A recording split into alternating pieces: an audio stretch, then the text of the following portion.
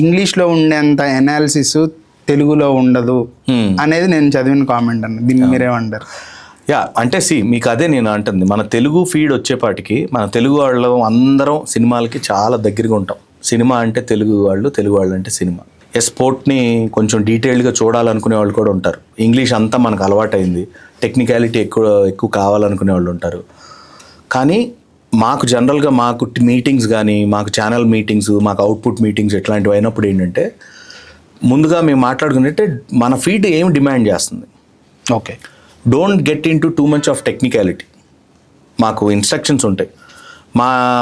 మన తెలుగు ఫీడ్కి మన హోమ్ టీమ్ ఏంటంటే Sunrisers Hyderabad. We need to build our heroes. మన హీరోస్ ఎవరు? SRH. మన హీరోస్ ఎవరు? అభిషేక్ శర్మ. మన హీరోస్ ఎవరు?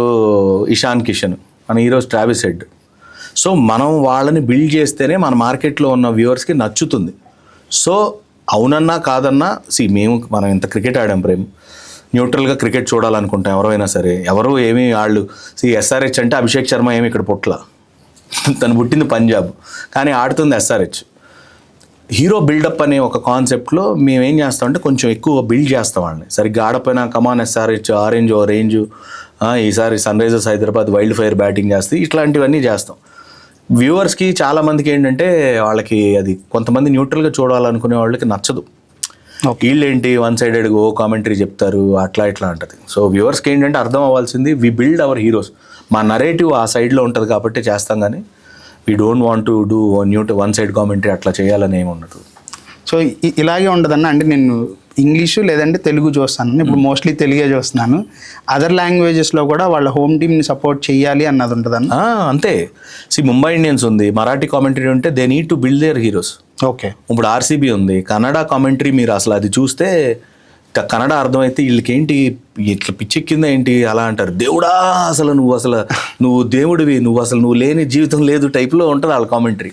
సో అట్లా every feed has their own. CSK ఉంది, Tamil commentary, all Tamil commentators వాళ్ళు ఇండియాకి ఆడిన వాళ్ళు చాలామంది ఉన్నారు. అందరూ దే విల్ బిల్డ్ CSK.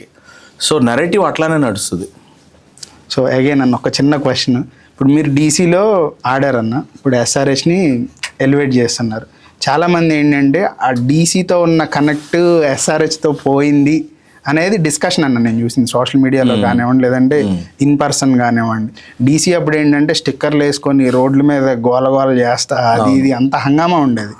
ఎక్కడో SRH ఆ కనెక్టివిటీ మిస్ అయిందని అనుకోవచ్చు అన్న. మిస్ అయ్యింది, మిస్ అయింది. ఎందుకంటే it starts from ownership.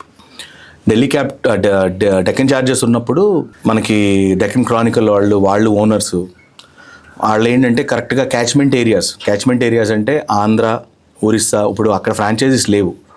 So అక్కడ లేనప్పుడు అక్కడ నుంచి కూడా కొంతమంది ప్లేయర్స్ని తీసుకోవాలి అని చెప్పి అప్పుడు కొన్ని రూల్స్ ఉన్నాయి, BCCI పెట్టిన రూల్స్. దానివల్ల ఏంటంటే మీకు లోకల్ ఫ్లేవర్ చాలా ఉండేది. ఇప్పుడు మీరు ఎంతమంది సన్ రైజర్స్ హైదరాబాద్ ప్లేయర్స్ ఉన్నారు? లేరు. సో అదొక పెద్ద డిస్కనెక్ట్ అది. ఎందుకంటే మీరున్నారు, సపోజ్ మన ఇంటి పక్కన తెలిసిన అబ్బాయి క్రికెట్ ఆడతాడు ప్రొఫెషనల్గా, అతను సన్ రైజర్స్ హైదరాబాద్లో ఉంటే మీరు 10 మందికి చెప్తారు, అరే మా ఇంటి పక్కన అబ్బాయి మావాడు, మా తెలుగువాడు అని. సో ఆ తెలుగు కనెక్ట్ అయితే 100% మిస్ అయింది. బట్ సన్ రైజర్స్ హైదరాబాద్ ఆ టైప్ ఆఫ్ థాట్ ప్రాసెస్ మారి ఇప్పుడు చాలామంది సన్ రైజర్స్ హైదరాబాద్ కూడా ఫ్యాన్ బేస్ పెరుగుతుంది. అండ్ ఇంకోటి ఏంటంటే ఇప్పుడు సన్ రైజర్స్ హైదరాబాద్కి సన్ నెట్వర్క్ వాళ్ళు తమిళ్ ఓనర్స్. సో ఆ చిన్న డిస్కనెక్ట్ అనేది ఉంది కానీ but still they are having that fan base. Fan interaction programs, రకరకాల ఇంటరాక్షన్ ప్రోగ్రామ్స్ అవన్నీ కూడా చేస్తున్నారు. So good for franchise actually. So అదైతే మిస్ అయింది.